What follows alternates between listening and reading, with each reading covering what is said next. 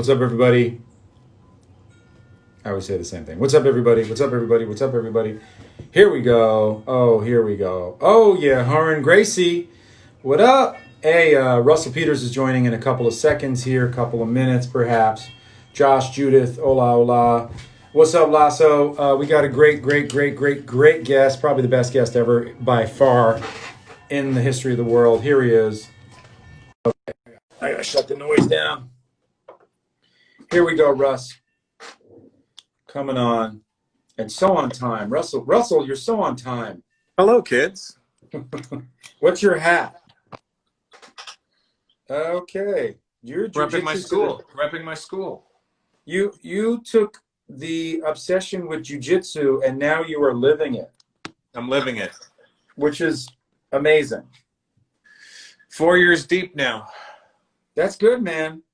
That's good Yeah. that you started. By the way, I love the painting behind you. Oh, this hack made it for me. It was I got a lot of his work though.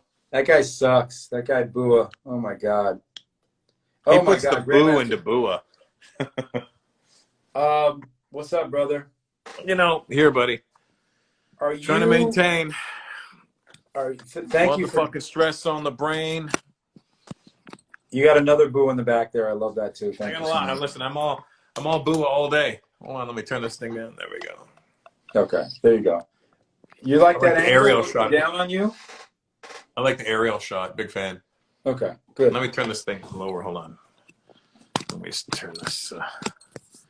There we go. Does this not go lower? I feel like it goes lower. Oh, there we go. There we go. How about that? That's a little bit better.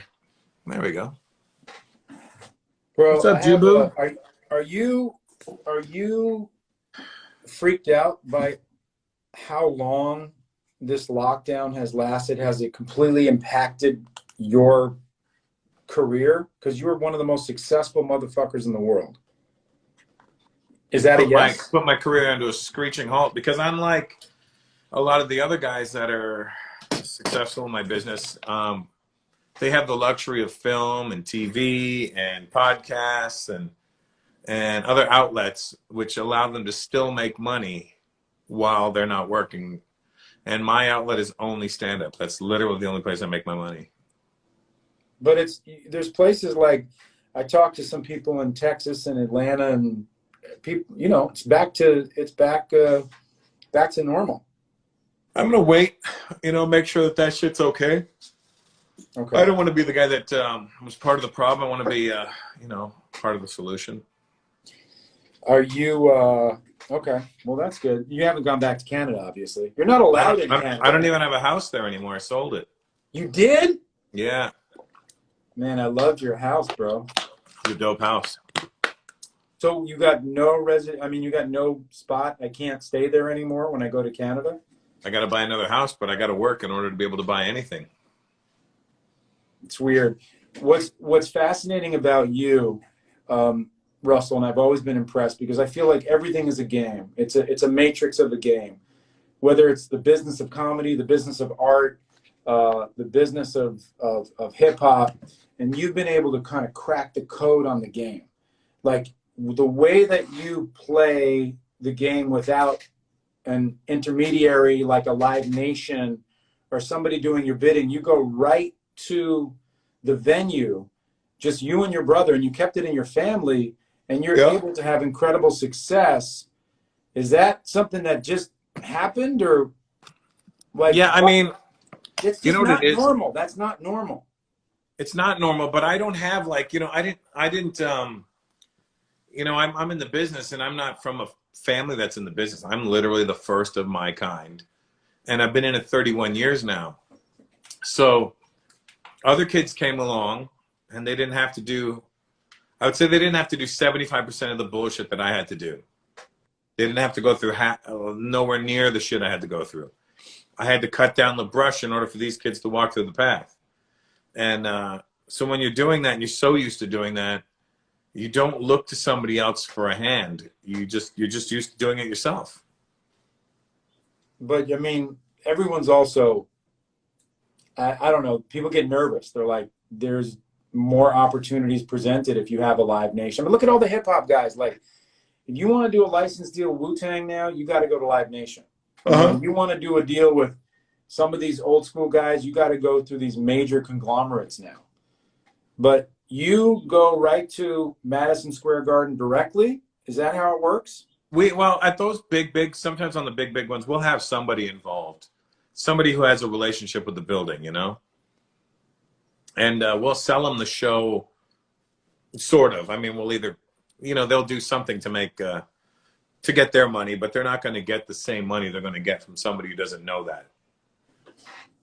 You and by doing that, you're just able to just get the lion's share. Get what's really. Yeah, I mean, ultimately, but you can't do that if you're not pulling in numbers. You know what I mean?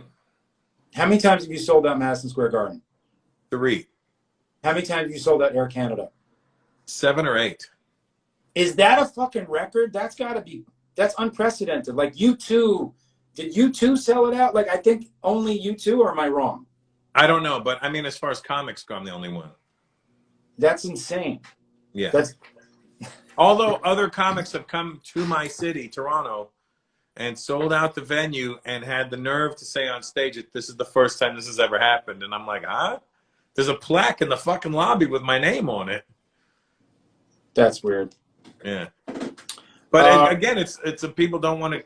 You'll be, if you're not connected like with the powers that be, you will get ignored and marginalized as much as they can do it to you, and which in turn leads you to look like you are not what you are.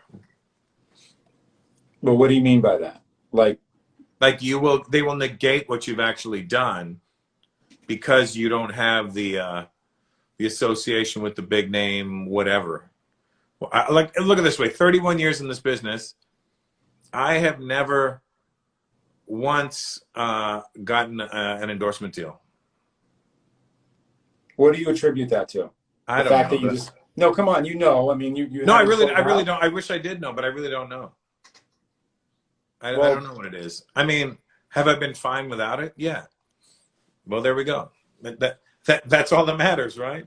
but what you talking I about mean, sure, endorsement? would it be nice? It'd be amazing to do. Would I be grateful? I'd be hella grateful. But I mean, I'm not going to sit there knocking on the door. Hey, can I promote your product? I'm like, whatever. Well, Russ, I think we have a lot in common. I've been in the art game a very long time, and Yeah. when you march to the beat of your own drum and you think critically outside of the box, sometimes people don't know how to market you, you know, and it's confusing. No, what it is that if they didn't create you, they can't tear you down. That's a good point too. And there's a lot of people in the business who are famous because the industry pushed them forward. And sure, Yeah. they're talented on some level, but should they be where they are? Here's the thing: is that could be taken away from them at any moment. You and myself and a bunch of other independent operators like us, our base is so solid, and the people that ride with us real hard. That's for sure. Through thick and thin. And that's why I never call them fans, because I feel like to call them fans is disrespectful, because I feel like they're more than that. They are the reason that we are where we are. So they're not fans. They are our reason where we are, and our reason why we do what we do. No, I think that's an excellent point. Russell, I'm going to ask you some questions that I want to know that I've never asked. What's your favorite color? Blue. Why? It looks good on me. I can see that. You got brown skin. Mm-hmm. What do you think your greatest contribution to the world has been thus far? I don't know that I've contributed enough to this world thus far. I feel like I got much more to give.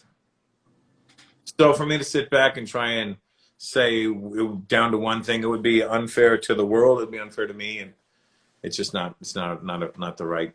I wouldn't be able to give you an answer that would be legitimate. By the way, that is not a painting of Scottie Pippen. That is a painting. Lauryn Hill.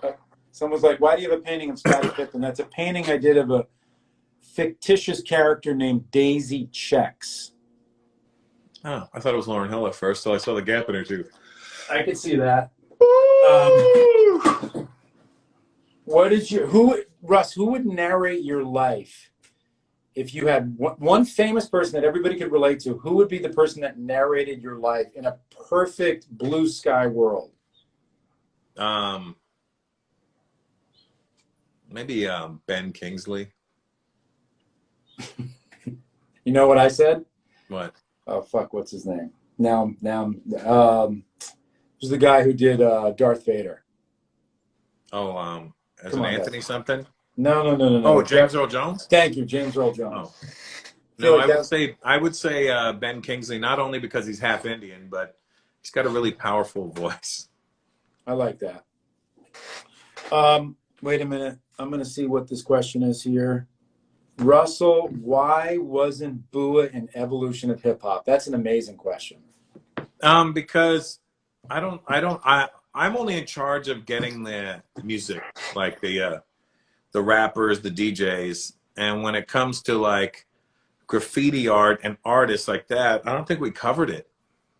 Yeah, you guys didn't really cover it. We didn't, and he would definitely be on it because I've known him for a long time, and I'm a huge fan. I'm fucking tired of shit. Yeah, you just yawned while you said you're a huge fan. It didn't make me feel like your fanness. You don't believe it? No. Hold on. Is that better? I think, are you guys doing any more evolutions of hip hop, or is this, I mean, the whole fucking live? We did four seasons. That's 16 episodes, and then they said thank you. That's it? That's it. And that's the way the game goes, you know? I do. We had a good run. We won an Emmy. We won a Peabody. We got some other documentaries we're working on. There's a really, really dope one that we're doing on D&D Studios. What's and D&D it's going to be Studios? incredible. D&D Studios is where all of Gangstar's records were made there.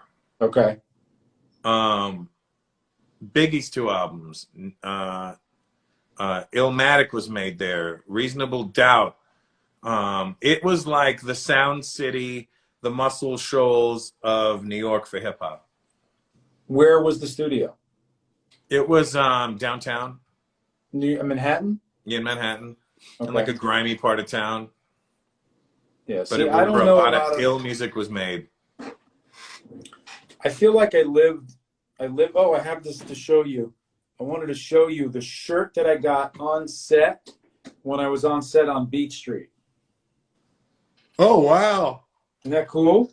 That is cool. That's the original actual one from 36 years ago. Yeah. Hey, the real Dougie Fresh said, I recorded in that studio and was the best. Oh, yeah, because Dougie's on D&D All-Stars. Mm-hmm. He's Hey, Dougie. Doug! Hey! On and on and on and on and on and on and on and on. I went to Music and Art, Dougie, and Dougie, tell me if I'm wrong, but you were a popper back in the days, and I seen him pop while beatboxing. And when I was a kid at Music and Art on 137th Street in Convent, Slick Rick was in a crew called the Kango Crew. I remember the Kango Crew. In school. And so I used to pop when Slick Rick and those guys used to get down in the lunchroom. So I heard like the pre-recorded shit. Tell me if that's true, Dougie, and tell me that you were not a popper / beatboxer. I honestly feel like every MC like that we know from back in the day. He says, yes, that's true. Yes. I feel like every MC from back in the day, A, knows how to b-boy, B, knows how to DJ, and probably did some tagging. A lot of them know how to DJ. I think you're really underestimating. I don't. A lot of them. And not DJ a little bit, a lot of it. Like people you wouldn't think can DJ can get busy on those tables. Who? Bumpy Knuckles gets busy on the turntables. Dougie Fresh gets busy on the tables. I mean, I believe that. Dougie's like just real. I always did the beatbox, and a kid named Rich taught me how to pop. Yo, Dougie, do you remember this kid named Mailbox? He was like a uptown Harlem legend. I used to dance with him in Mechanical Puppet on 137. I think it's a horrible name for a guy. Mailbox? It's because his head was shaped like a mailbox, Russ. Oh. And he was fucking, dude, he was a ghetto celebrity. He was unreal. Just tell me if you remember him. Russ, I want to know who. This is my book, Legends of Hip Hop. You know my book. You know who I painted. These are 50 of my personal most influential artists. Who would you put? Oh, whoa! You know Mailbox, dude. He knows Mailbox. How about that? Yeah. Mailbox was in my crew. I'm trying to find my my Legends of Hip Hop book. I know I have it. Okay, so tell me in my book who you would disagree with and who you would agree with, and Okay. don't name like Obama and James Brown, because that's like, would you agree that 50 of the top 50 Snoop Dogg? Absolutely. From what he contributed to what he still is relevant and all of that, yeah, Snoop Dogg is very worthwhile. Easy E? Short amount of time, but he gave us NWA. I mean, you can't deny that either. I would definitely say I should have put Dougie Fresh in there. Yeah, you definitely should have put Dougie. Dougie really still to this day can get a party going. He still has that talent, that skill, that thing. No, I'm a huge Dougie Fresh fan, and that is. I have a couple of regrets. Let me tell you who they are: Dougie Fresh, Cypress Hill. Really? What, you wouldn't put Cypress Hill in there? No, I love Cypress Hill, but I didn't think I. It's funny because I do feel like they kind of get overlooked a lot. Now that you mention it, Look at my painting of Slick Rick. that's a dope painting of Slick Rick. Thank you. Look at my painting of look at my painting of DMC. I think DMC had the best voice when his voice was fully intact. I feel like, thank you for not taking it personal, Dougie, but I'm a Dougie fan for life. But I think DMC, in my opinion, had probably my favorite voice. Melly Mel, DMC, and Kaz. Oh, Kaz is dope. Kaz is definitely the truth. You really have to be a hip hop head to know who Kaz is too, though. That's the shitty part of it all. I know. Well, people are not. Would you put him in there? Big Pun? Big Pun, for as short a time as he was around, he was really dope. Okay. Vanilla Ice, we would not agree with that. I'm not even going to show that to Russell. I don't know why it's in your book. He's definitely not in my book. Who else would you put in there that I missed? Somebody put Vanilla Ice underrated. I know. I put Kane in there. Kane is in the book, right? Yeah, of course. And Kaz is in the book? Absolutely, dude. Now, this painting of Kaz that you gave me, is that an original? No. You son of a bitch. How dare you? I have the original. And one day, if you hit the road, maybe you can buy it. Man, one day. Kumo D. You'll be on the road again. Don't worry. Kumo D, look. Once you put Kumo D in there. Kumo D's dope. People don't really understand Kumo D's contribution either. I think they think of Kumo D as in How You Like Me Now, and they don't realize what he actually did. Like, he went uptown and battled Busy B. Actually, Busy B came to Harlem, I believe. I think Dougie was there at the time, if I'm not mistaken. And he battled Busy B and destroyed Busy B that night. Busy B, I don't mean to be bold, but put the Bob to the Bob back shit on hold. That line right there was just, I remember that game, that fucking line just changed everything. Yeah, that's what I think. That's what solidified Kumo D. And he was part of Treacherous 3 as well. Let's not forget that. Russell, I'm going to take some questions for you. Do you believe Desi artists, especially comedians, give you the proper respect for paving the way for Desi is an Indian term for Indian people. Okay. I don't know. I don't know if they do or not, to be honest with you. I think as they get into the game a little deeper and they start to realize, to get into it and do well in the first year or two is, whatever. You're scratching the surface at that point. But it's not until you get a little deeper into it when you start to realize, oh shit, this is a struggle. So I think at first they may think they're going to come in and be like, man, he's this, he's that. But they don't realize that I'm the reason you are able to do this. So it sucks when they, you know, that, and it's fair enough that, you know, you go in with that mindset. And I think that's a pretty common thing for somebody younger to come in and go, listen, I know what they did. It's whack. Let me just show you what they meant to do. But you wouldn't have known what they meant to do if they didn't give you the blueprint to begin with. It's like renovating a house that's already built. Is your favorite comedian my favorite comedian? Carlin?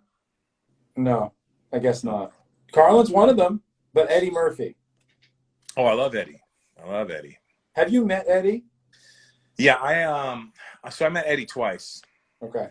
And the first time I was at these fights at the Forum, and he was sitting it was me and my buddy Ruben Paul. We were sitting at the end. Ruben was right at the end. I was in the second seat. And then there was 4 empty seats beside us. We were ringside.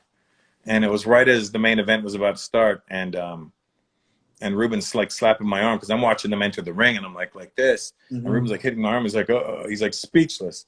And he points, and I look, and Eddie Murphy's walking towards us. And I'm like, holy shit, that's Eddie Murphy. And he gets right to our aisle, and Ruben just falls back. And I look at Eddie and go, hey, Eddie. And he goes, hey, Russell, how you doing? And I was like, did Eddie Murphy just say my fucking name? That's amazing. And then cut to last year when Tiffany Haddish hit me up. I texted her a picture of her and my mom, and then she replied with, your mom's awesome. And then she goes, I just had dinner at the president of Netflix's house. I go, that's cool. She goes, now I'm on my way to Eddie's house. And I'm like, Murphy? And she's like, yeah. I go, now that's impressive. And she goes, do you want to come? And I'm like, hell yeah. She goes, I want to come scoop you. So she picked me up. We went to Eddie Murphy's house, and it was this fucking incredible night. Wow. Where I went to Eddie Murphy's house with Tiffany Haddish. And I thought it was just going to be the 3 of us. But I get there, and the first person I see is Jamie Foxx. And then I see Q-Tip, and I see Neil Brennan. Then I look at the bar, I see Sacha Baron Cohen. I see Bill Hader, Jimmy Kimmel, Patton Oswalt. I'm like, what the fuck have I walked into? Jesus Christ. Then I hear behind me, oh shit, Russell Peters, man. And Chappelle's walking down the stairs. And then Chris Rock walks in, and I'm like, what the good fuck have I walked into? And I hung out till like 4 o'clock in the morning.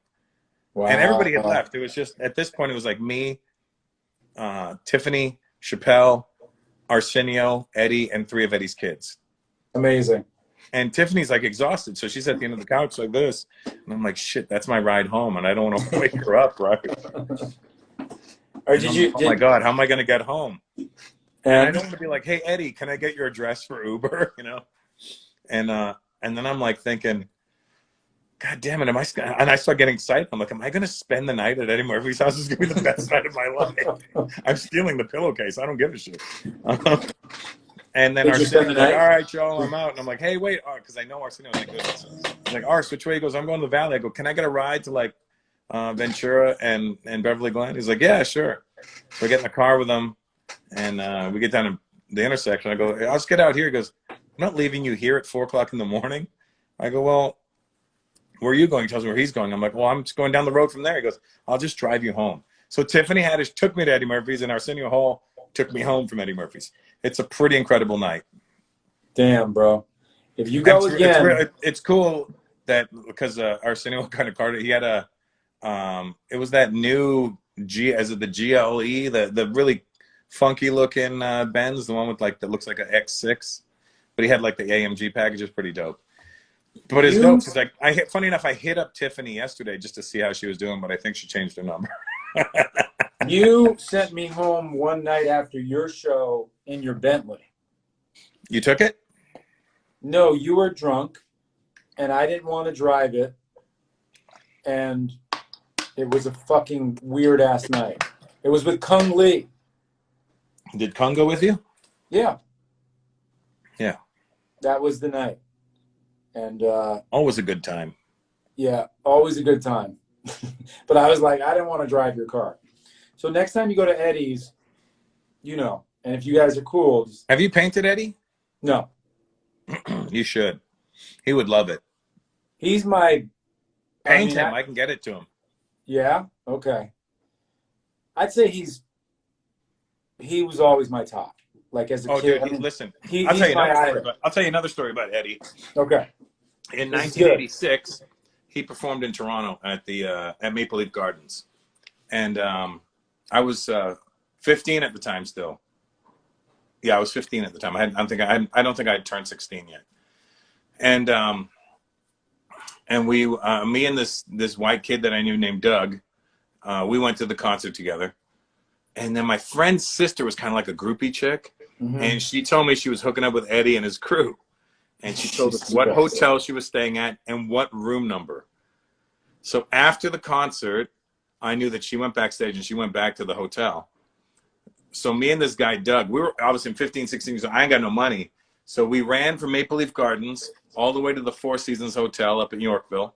And we didn't want to get asked why we're here. So we didn't go to the elevator. We walked right past the elevator. I walked in through the bar, walked through the bar into the kitchen, and there was a flight of stairs, and we took the stairs all the way up 25 flights of stairs to the 25th floor.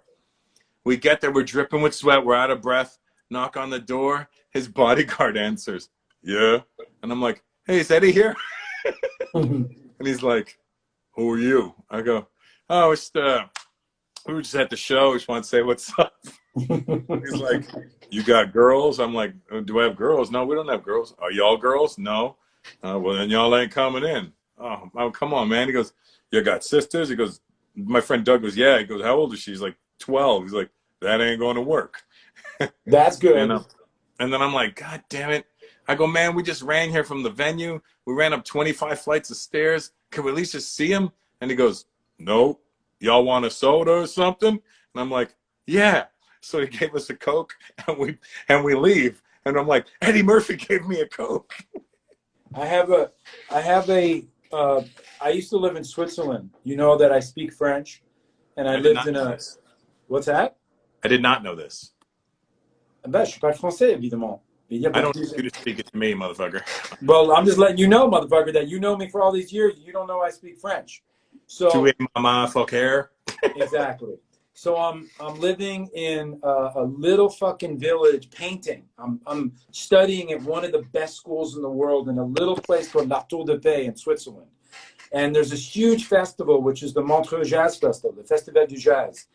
And I'm at this club, and I'm 20 years old or 21, and I'm sitting there, and I see fucking. You guys know, this is a long time ago. It is a long time ago. No, for sure. Dude, it's a long time ago. It's the 80s. It's the 80s. And I'm sitting there, and Quincy Jones is there, and I'm a huge Quincy fan. And I'm like, yo, Quincy Jones, man, I'm from New York, whatever. And he's like, oh, cool, man, sit down with me. And I'm like, what? I'm sitting down with Quincy Jones. Next thing you know, Eddie motherfucking Murphy walks in. And prime Eddie at that point. Prime Eddie. And I'm like, I cannot believe I am sitting with Eddie fucking Murphy in Switzerland. And so I'm like, yo, man, a big fan. He goes, yeah, man, you speak French? And I'm like, yeah. He goes, talk to them girls. So I start talking and interpreting to him these girls, and they sat down. And then he's like, okay, you good. And I was like, what? And he's like, you can go. And Quincy's like, nah, he's cool. And so I just kind of hung out on the side just like a sucker all night while he rapped to these girls. And I intermittently interpreted and translated French to English to Eddie Murphy. And that was it. That was my one experience with Eddie. That's a much better story than me running up a bunch of blocks and 25 flights of stairs to get fucking a Coca-Cola from a bodyguard. But it's crazy because there's few people that I was so fucking gassed and like sucking jocks. And that was Eddie Murphy, like Michael Jordan, Howard Stern. Like that was probably the three people. And then that was my only experience with Eddie and Howard. I taught Howard how to draw, so I became yeah. And he's good. He's drawing so much? That's not I think I was his original teacher because Steve Brandano, Steve and the guys over there, they were cool. Howard was a fan of my art, and I grew up on Howard as a little kid. I mean, I'm a Stern fan, so to hear this, I'm like, can you get me on Stern? I mean, you could get on Stern. All I could get on was the wrap-up show. Really?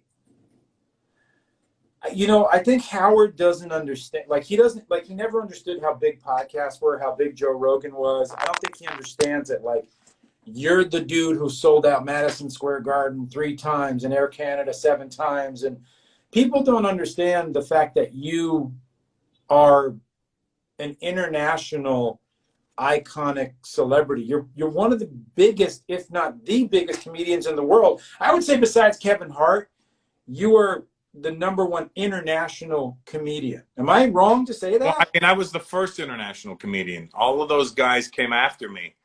Like they didn't know you could go international until I did it. So I opened up a door for them, but nobody else said, thanks, man. It was like, all right, good, we can do this. I was kind of like the test pilot.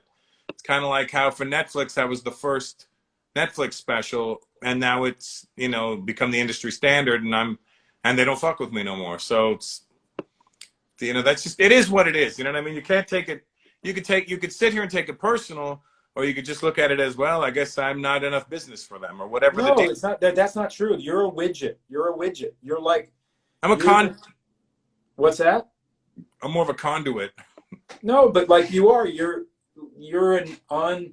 I see. I don't get that. Like you're so internationally beloved. Like you're Yes, selling. okay, but check it like this. It's the same thing everywhere around the world. It's not like I go to other countries and all of a sudden their top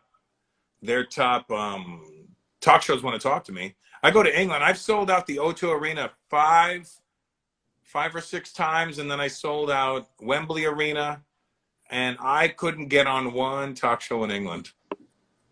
That makes no sense. I'll tell you why, because they want to marginalize you. They want to be like, oh, it's just such and such people going there. It doesn't, do you know what I mean? Again, but listen, I can't, what am I going to complain about it? I still sold out these places. I mean, and I didn't, here's how I Yeah, look. but it's just strange. It I know. doesn't make sense. So you look at it you got to look at it the right way. You're looking at it from the way of, oh, woe is me. I'm looking No, at it from the way of, oh, good, I didn't have to go do press. You know what I mean? no, but I'm not looking at it as woe is me because I'm looking at your career going, that's a fucking amazing career. You have great recognition. You don't have a nightmare life. How many celebrities do you know that have a shitty when I hang out, I can't hang out with Kareem Abdul-Jabbar and go anywhere in public. Kareem is 7'2". Everybody knows him. It doesn't matter what generation. And he's miserable because he's always like, you know, Yeah, you but have that's because he's bumping his head every time he walks into a fucking door. and that's true too. That's true too. But you have a nice fame. You're recognized. You're loved. People think you're funny, and it's not an annoying, shitty fame. We always have to. Yeah, but here's the difference. I like people. I know. I like meeting people. I No, I know. genuinely enjoy No, I know. interacting with other people, and I don't discriminate with famous or not famous. Everybody gets spoken to the exact same way. No, and you are, and that's why Johnny Utah says, highlight of my life, hanging with BUA and Russ and Liddell at the UFC party. Great host. Love you, Russ. It's true. You don't discriminate, and you're friends with everybody, and you're probably, and you are a conduit also of the hip hop culture. You know, you didn't grow up in Brooklyn, you didn't grow up in Harlem, but you love the culture so much that you're a mouthpiece and a great ambassador for the culture, which is Yeah, an because amazing thing too. I'm all about the roots. You know what I mean? Yeah, this is a great tree, but who planted that seed? That's what I want to know. I see that the tree's there, but I want to know how that tree got there. Yeah. And I liken myself to hip hop in that I am the seed that planted the tree to all these young South Asian comics that are going to come up and have wonderful careers and make a lot of money. But I just really wish they would go back and go, hey, that's the seed right there. Maybe we should put them in one of our movies. Like, Well, is that? I mean, it's the equivalent to anybody, man. It's one. You know, I was the production designer of Kareem Abdul-Jabbar's On the Shoulders of Giants, and people don't know basketball history that the Harlem Wrens were the greatest fucking team you never heard of. Without the Harlem Wrens, which all of those players died in obscurity or abject poverty, they were either homeless or they were working laborious janitorial jobs to the bone. You don't know who they are. And they were the greatest players you never heard of. the Harlem Wrens played at the Harlem Wrens and Ballroom Casino on 135th and Broadway. Who knows that? Unless you watch On the Shoulders of Giants. Right. I see. I'm not a basketball guy at all, but I do know who Lou Alcindor is. You know. Yeah, and my dad used to watch him when he was at Power Memorial in New York because he was a New York legend. And another reason I know who Kareem Abdul-Jabbar is because growing up in Toronto, everybody's West Indian. So I remember some Trinidadian people having pictures with Kareem Abdul-Jabbar in Trinidad and saying, "Did you know that he is Trinidadian?" I was like, "I did not know this." He is Trinidadian. And also know, Russell, that I put Kareem on to you because I told him you're my favorite comic. Kareem hangs with very few people, and I like to talk basketball with him, and he answers art with me. Right. Like, he will not talk basketball with me. Like, yeah, at all. I told him Michael Jordan was the greatest player that ever played the game. Oh, boy. He didn't like that. There's that whole comparison sheet that came out now with Kareem's facts and Jordan's facts, and Kareem keeps beating him in the numbers. I'm not going to say anything. I think Kareem's the greatest, but I think Jordan is a whole other dimension of basketball. So it's just a different conversation. Kareem is Russell Peters, and Jordan is. Hey, how's any other comics contemporary that you love? By the way, Russell Peters, can you come back and do a DJ set while BUA paints?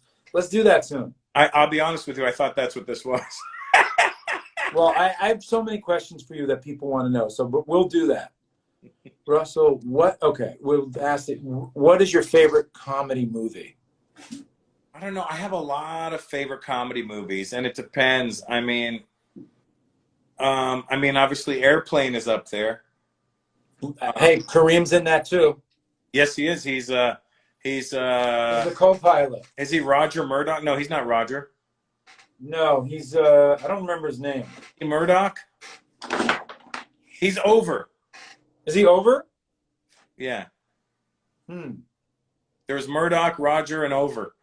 That was a great movie, but I don't feel like that movie stands the test of time. It set the stage for so many other movies, but if you want to jump ahead, I think Black Dynamite's another one of my all-time favorite movies. Midnight Run is another one of my all-time favorite movies. Oh, that's a great movie. Role Models was a fucking hilarious movie too. What do you think of Get Him to the Greek? I didn't watch it. I love that movie. I don't like Russell Brand. Really? Yeah. I think he's very smart. I think he's seemingly smart. I think he's a bit of a fucking dick. So have you met him and you know that Russell Brand is a dick in a personal way? Let me just prove to you. Okay, prove to me he's a dick. In 2000, the year 2000, I was in England. I was getting ready to go do the Edinburgh Comedy Festival in Scotland. So we're doing all these warm-up sets around London, and there was this open mic kid named Russell. Nice kid, tall kid. He's a little bit lighter complected than me, but he had a brown hue to him. And he was always very nice. He would always come up to me. "Hey, Russell, how you doing, man? It's me, Russell Brand. I don't know if you remember me." I go, "Yeah, of course. We just did Madame JoJo's the other night. How you doing, buddy?" And, and then and that was in 2000. Cut to 6 years later, I moved to Los Angeles. He starts doing movies. I see him in the movies. I'm like, holy shit, that's that kid. He was a really nice kid. I go, that's amazing. So happy for this guy. I'm at the Grove one day. It must have been 2008, 2007, 2008. 2008. I'm at the Grove, and I see him at the Grove, and I walk up to him, and I'm so happy to see him. I'm like, "Hey, Russell." He goes, "How you doing, mate?" And I go, No, it's me, Russell Peters. Nice to meet you." And I'm like, "Nice to meet me?" I go, "We used to do gigs together back in the day in London." He goes, "To be honest with you, mate, I don't remember much from back then." I go, "Oh." He goes, "Anyway, good luck with your career then." And oh, like, shit. I'm not. Yeah. You. Yeah, that's a little, maybe he was just on so many drugs. No, and then Okay. a couple of years later, I'm at the Comedy Store. Okay. I pull up. I'm in my convertible Rolls Royce. I'm getting into it, and I see him, and I go, "Oi, bruv!" And he looks over, and he's like, "Hey, there's a nice Englishman. How you doing?" I go, "What's up?" I'm thinking he's gonna like change his tune. I'd be like, "Hey, Russell." Nothing. Still blank look. I'm like, fuck this guy. Do you know how many times I've met Russell Simmons and he's never ever once fucking recognized me? I think I met him 30 times. I'm like, "What's up, man?" He goes, "Hey, what's your name?" I'm like, "Bro, I was sitting with you at a signing that you had. I've been to your house. I've been at like Crossroads with you, eating at a restaurant. Not one time has he said, 'Well, what's up, man? How you doing?' Not once." So I See, that's understand that weird to me annoyance. because Russell is so awesome with me. Not Now with let me me tell at you about all. Zero. now let me tell you about Russell Simmons. In 1985, Run DMC came to Toronto. I was 14 at the time. It was March of 1985, and they had the first album out only. And they had just had the Spin magazine article come out, and there was a picture of Russell Simmons in there. And I had read that article, and I'm at the concert watching Run DMC, and I see Russell Simmons standing in the audience, like in the crowd around the peripheral. And I go walk up to him, I go, "Hey, aren't you Run's brother?" And he goes, "Yeah. You want to meet them?" I'm like, "Yeah." And he took me backstage. I'm 14 years old. He took me backstage. I met Run DMC. They signed my T-shirt, and to this day, he'll FaceTime me to this day. Like, I was actually going to call him earlier today. Tell him to remember me. And I'm going to ask him, I go, "Yo, Russ, what the fuck you doing? Justin Boo is a great guy, and you always look at him like you don't know him." I'll break his balls about it. He'll never forget you then. Okay, so I appreciate that, and I will do the same with Russell Brand if I ever meet him, but I have no idea who the fuck he I don't is. care about him. Yeah, well, listen, I want to say something about DMC because I feel like DMC is still the most. Let's not even forget that DMC is not only a great rapper, but he wrote a lot of other songs. Like some of those classic Beastie Boys songs, Paul Revere, he wrote that. Did you I did ever not know that. You didn't know that. Did you ever see the documentary I directed called Walk This Way about DMC? No. I'm going to send it to you. Was that the one about his discovering his birth parents? No, it's better. Okay. I got Mel. I got Melly Mel. I got Ice-T. Listen, And I think DMC is one of the sweetest human beings on the planet too. ever. But He's a wonderful, wonderful guy. There's no air of, "Yo, I'm DMC and you should be cool with me." That's You what know. Hey, if you think I wouldn't do it in front of him, you're wrong. No, I know. He's the funny thing is he's probably cool about it. Listen, he's Daryl McDaniels, man. How are you gonna go wrong? He at one like I had dude. You would love the documentary because I got Bill Adler, Ice-T, MC Light, Melly Mel, Kaz. So many good mixed. Why have I not seen this? I don't know. It was like I did it years ago.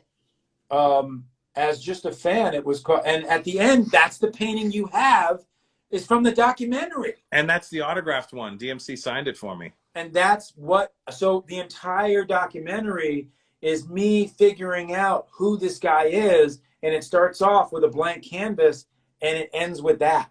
So it's intercut with me doing this whole creation of him. That's and by dope. the end of it, the whole world realizes this is the greatest, in my opinion, the greatest voice of the culture. Because he was the only motherfucker that he was on stage. And bro, I saw Run DMC at the Beacon Theater when shit broke so hard. We were in the balcony. The Brooklyn was bum rushing the fucking stage. DMC was like, "Yo, y'all need to chill out." Gunshots, security went off. People were getting thrown off the balcony. We ran out the fire escape, and motherfuckers from Brooklyn were grabbing kids and grabbing people from their car and carjacking in the streets.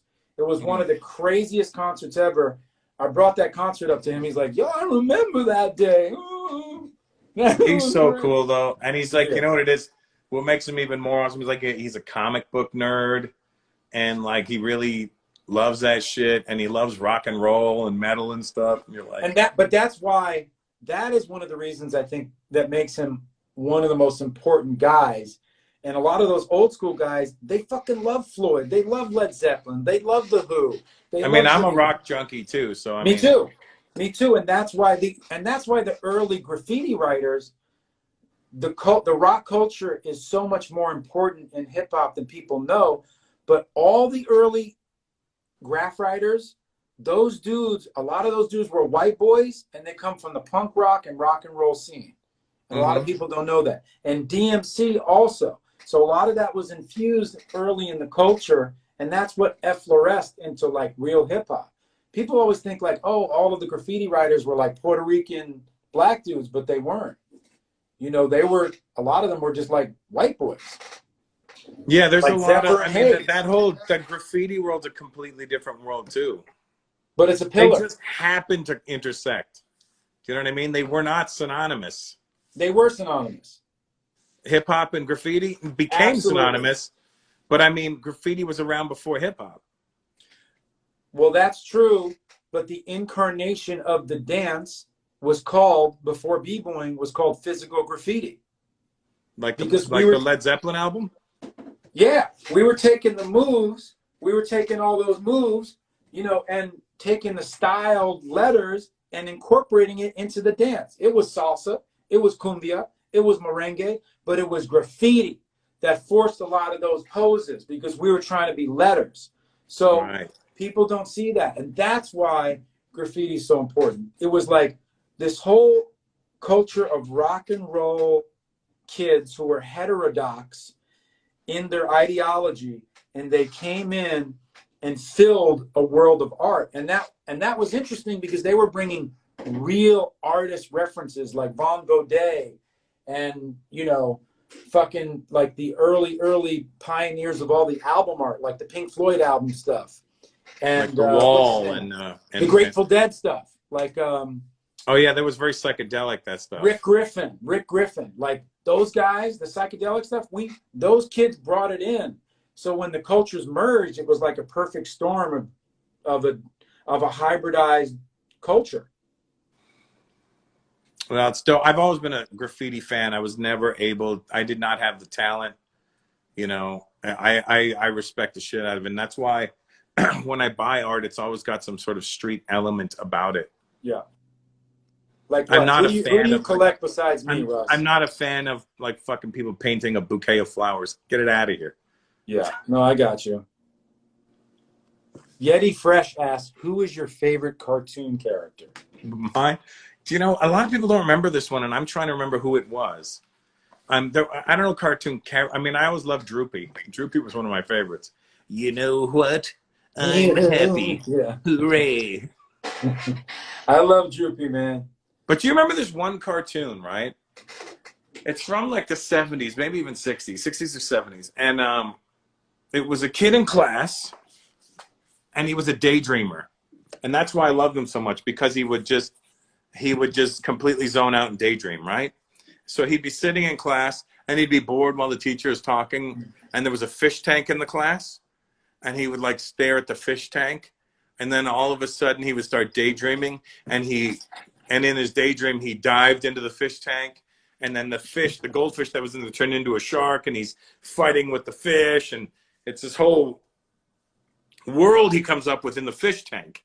And then the teacher, like at the end of it's like, whatever his name was, Max, and he's like, and he jumps out of the fish tank. He's like, yeah, you know, it's just like, what was this?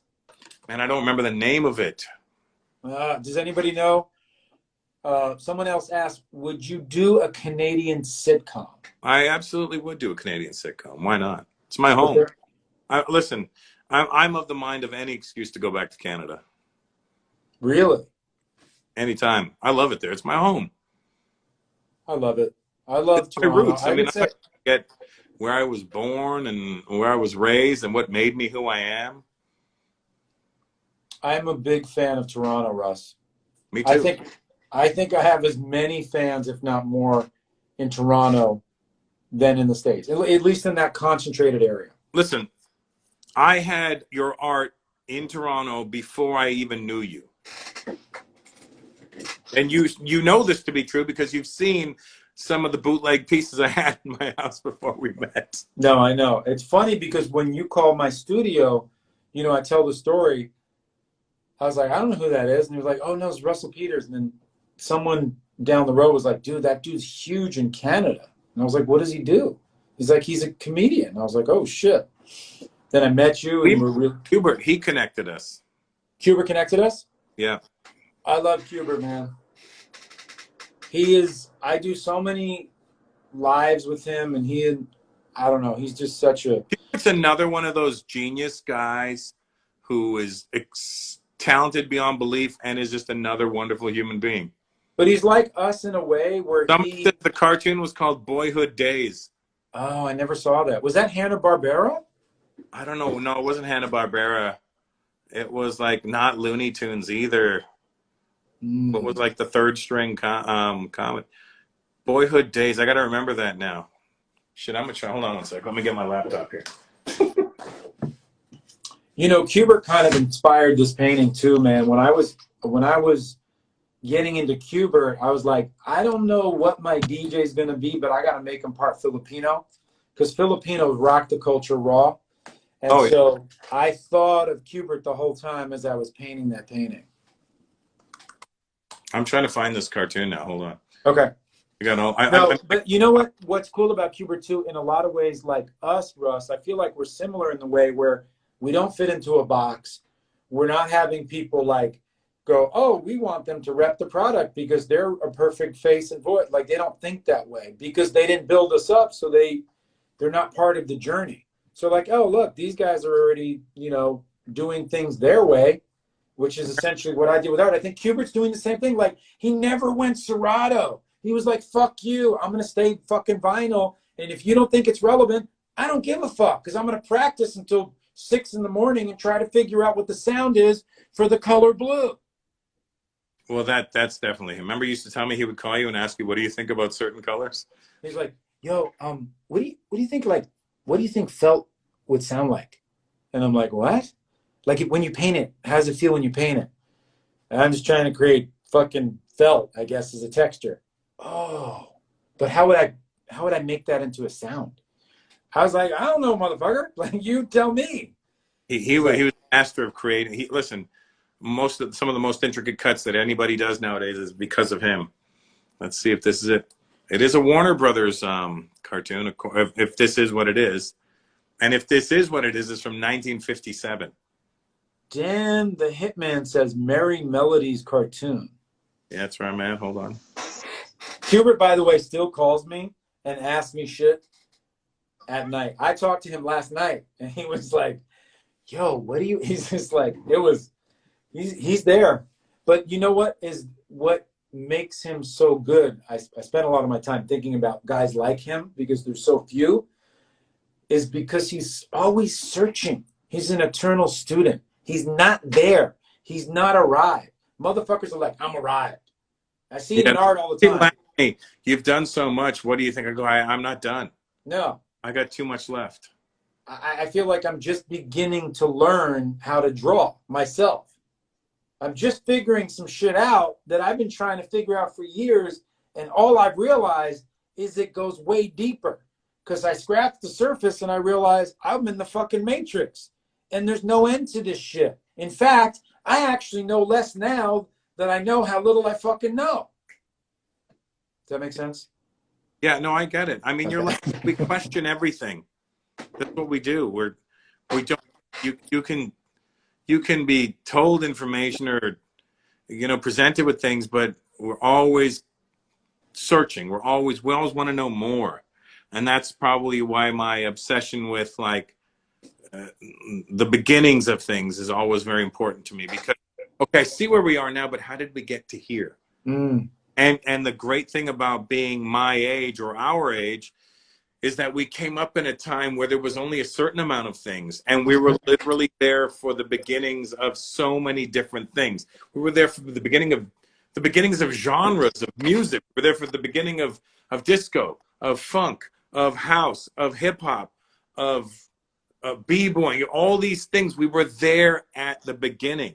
Mm. That's probably why it makes us so resistant to new things, is because we're like, man, it's just like it's like a shittier version of something I knew.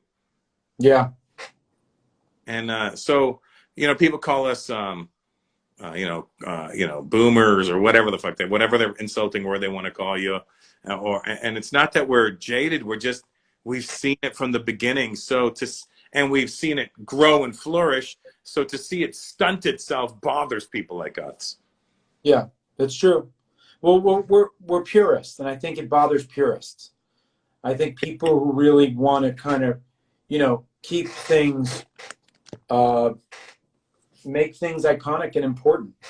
And I think that's important for people, to make it historically part of the cultural landscape. And people just want to tear shit down and build a new sloppy shit. Like, there it is. It doesn't mean that you're anything if you have a bajillion Instagram followers. We're stuck in our ways. We're not stuck in our ways. We just know what it was, what it became, and what it could be, as opposed to what it is. Yeah. So it's not that we're stuck in our ways. We just expect better from it. 100%. We're not gray and old. Being stuck in your ways means you want better. Then I'm stuck in my ways. Yeah, and it's also like, Picasso even said mediocrity is the scariest place he could ever go. He would rather be a shitty painter than a mediocre painter. And that's the thing that is dangerous, is going towards that gray, endless tunnel of fucking mediocrity. And there are an arsenal of artists who are mediocre. So many fucking painters don't even know how to draw or paint classically and can't translate a vision because they have no creative imagination whatsoever. That's sad, but that's the truth. Right. Oh yeah, it happens. You know what I mean? And as we go, Ralph Phillips is the cartoon, just to tell you. Yeah, I just watched. I just went through it. I guess there was several episodes of it because that one didn't have the shark in it, but it is that. It is that one. Okay. It is exactly that one though. Like where he just stares at something and it becomes like he's looking at his cat and it becomes a lion, and he shoots a paper airplane. Now he's flying a jet. Can What's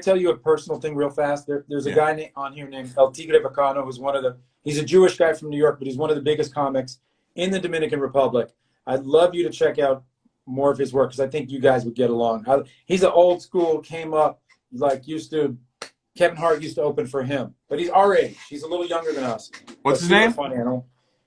Jason Andors, but he's here as. Oh, I know Jason. I met him from you. Yeah, but you would love him. I know. If you ever Jason. Get a chance to tour. Remember, he was gonna. I told him to come down to the Comedy Store, Laugh Factory one night. And I was gonna get him on, but he had to fly back. Okay, next time, just throwing it out there. Yeah, because he's Jason's raw. Great. He's fucking raw. If I show you shit that he did in Brooklyn and Harlem and all black circuits, he paid due. He's like us. He came up paying so many dues. I remember him. He's a good dude. He's like your best friend. Yeah, he's one of them. No, I'm kidding. Yeah, he's my best friend. Russell, we're gonna get cut off in a minute and 30. How'd you know? It says here 137 remaining. I don't get those. I just get cut off. Really? Yeah, I don't know. Unless I just missed the cue on it. Well, I love you, bro, and I thank you for doing this. Thanks, Jubu. Thanks for having me. I would love to see you soon. I know you're probably afraid, but I'm not afraid anymore. Okay, good. I got people around me that are afraid, but I'm not. So can I come see you? Yeah. Okay. All right. Well, I'll talk to you offline about that. Cool. Okay. Bye, Jubu. Continue killing it. Thanks, bro. I'm just trying to get better, bro. I'm trying to sharpen my sword. Yeah. Get your shit together. You're terrible at this. I love you, bro. Thanks, everybody. Too, follow Russell, follow me, and just and support. Peace.